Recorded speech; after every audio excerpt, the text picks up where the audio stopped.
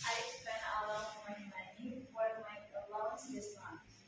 Wow, I guess you're broke now. How did you spend your allowance so fast? Well, I can't resist the discount at the mall. I am always running out of money because of that. How do you usually manage your money, guys?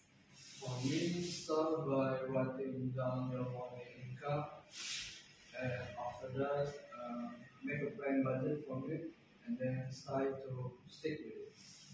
And for me, I stay away from online shop and coupons.